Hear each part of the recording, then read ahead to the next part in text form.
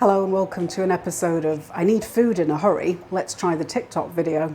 A couple of days ago I was scrolling on YouTube Shorts and I saw a video from Pasta Queen. She made assassin spaghetti, which in Italian is spaghetti alla assassina. I think I'm pronouncing that right. I've done a bit of looking into the dish and apparently it originates from the Bari region of Italy. I've seen a few different kind of origin stories of the dish. The one I like the most is a merchant was making a pasta dish, got distracted by an attractive woman and put raw pasta into a passata, like a tomato sauce, but then ended up turning out quite nicely. So I'll put some links in the description so you can have a look at your own. But apparently there's a whole society trying to maintain the integrity of the dish. They'll probably be horrified what I'm about to do with it. So we're going to fry it in a pan and then it gets caramelized in the pan. What we need to do is put some passata into the cast iron pan and then make like a broth with the remainder of the passata and some water, and then I'm going to have that simmering away and we'll add it in ladle at a time. To make the passata, all I did was grab a 400-gram tin of chopped tomatoes and then blitz them down with the blender. So this is about 130 mils of the passata, and then the remaining 260 are in the pan along with around 260 mils of water. It's like 2/3. All I did for the water was just swill out the inside of the tomato can and then chucked it in there, because why waste the tomato flavour? I put in 1/4 teaspoon of salt, 1/2 teaspoon of sugar and just a grind of black pepper. Got that heating medium high, it's on 6, mine goes up to 9.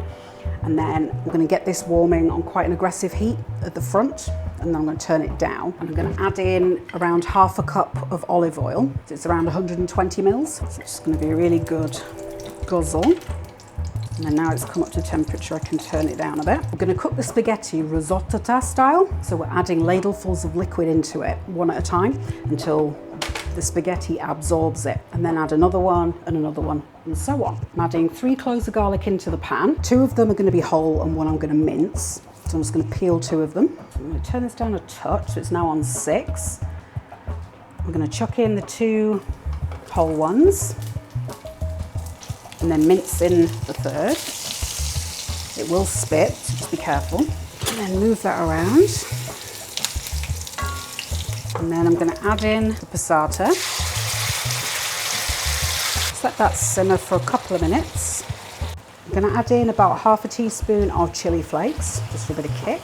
This will sizzle and spit, so don't wear anything pale in colour.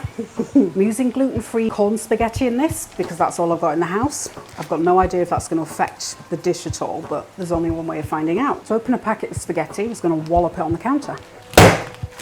And it opens. Probably going to do about half this pack. It's a 500-gram pack, so there'll be 250 grams-ish, thereabouts. I just don't want to put all of it in because it's going to crowd the pan too much. If you happen to be Italian, just look away for a second. My pan isn't big enough to get the spaghetti in, so I'm going to have to snap it in half, which is a cardinal sin in Italy. But if I have the ends sticking up, they're going to burn on the outside of the pan. So yeah, I'm just going to have to snap them in half. 1,000 nonnas are screaming. So I'm just going to snap it in half and then put pieces in. And then I'm going to kind of nestle it around. And then apparently we just let that fry for a while. It's recommended to do it in a cast iron pan because then you get quite a consistent heat throughout the base. If you don't have one, I'd stick to a non-stick pan. Otherwise, you're going to have a mess on your hands. Let's have a look. Ooh. Yes, it works quite well with tongs because then you can kind of pick up the row and turn it over. I'll let it do the same thing on this side, get some nice caramelization going. So you can see in parts, if I kind of point to it, you can see where it's slightly sort of charred, a bit burnt. I think the whole garlics are just to give it some flavour rather than being part of the dish itself, but I do quite like garlic, so I might eat those as well. But I'm going to keep them towards the edge of the pan, just so they don't get too dark, because burnt garlic can be horrendous. So I'm going to add a ladle of the broth into it, just because I don't want anything to burn. You know, especially the garlic bits. The reason for heating up the tomato broth is just so that you don't lose any heat in the pan when you add it. So I'm going to add broth at the sides, not necessarily directly on the pasta. And then maybe move it around a little bit. When I was reading up on it, I saw something that said when it sounds sizzling, like it's sizzling rather than simmering, that's the time to add more of the broth. So I think I'll add one more now. and see if there's like a difference in the sound.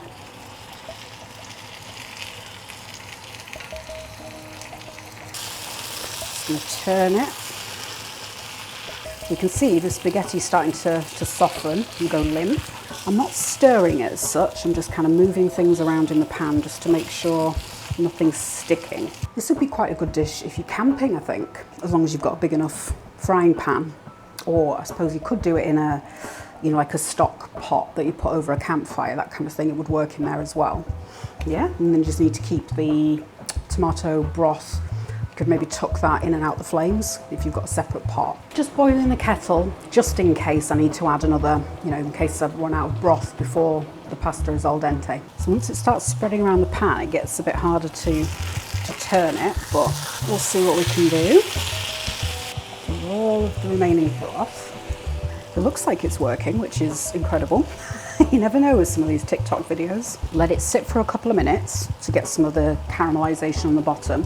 Flip it, add a touch of boiling water, and I think that's going to be it. I've just decided I'm going to add in some capers. These are cappuccino capers, so they're very tiny. Scatter those in. So let's have a look at the underside.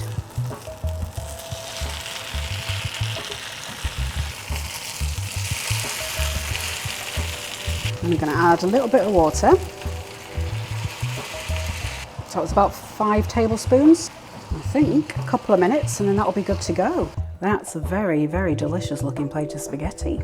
Ooh. I think all in all, it probably took 15 minutes, maybe 20 to be on the safe side. Like, I'm blown away at how easy that was. The only problem with using the gluten-free pasta is it breaks down. It splits much quicker than wheat pasta does because it just doesn't have the gluten there to kind of hold the strands together. The strands are softened, but there is a little bit of kind of chewiness to them, a bit of bite, and it is cooked al dente to the tooth. Let's dive in.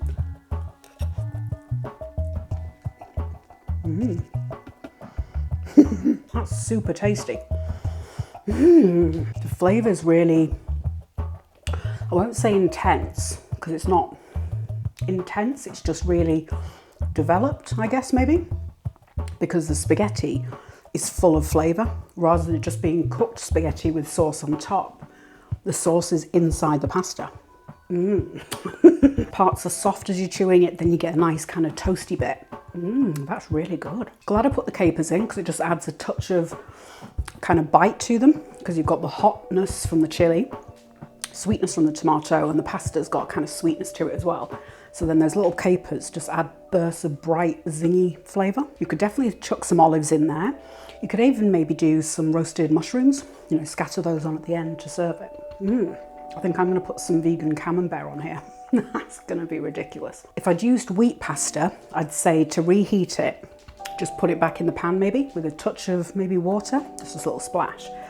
But because I've used the gluten-free, it's going to be harder to reheat, so I might do it in the microwave. Just because then it doesn't need to be moved around anymore, because you can see the bits are all quite small because I've had to move it in the pan. I had considered air frying some chorizo sausages and just chunking them up and putting those in as well. But in the end, I thought just do it plain as a first attempt, just in case it goes horribly wrong. But yeah, next time I'll definitely, yeah, a little bit of meat in there would be great. You could potentially try making it with different types of pasta. So pasta shapes, that kind of thing. But I think you get the charring on it because all of the pasta is touching the pan at the same time.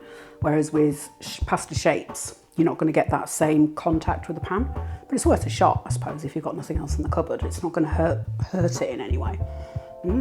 But to say it's only a few simple ingredients, oh, that packs a flavour. Hit subscribe and tap the bell icon for more recipes that are guaranteed to fill your belly when you're short on time.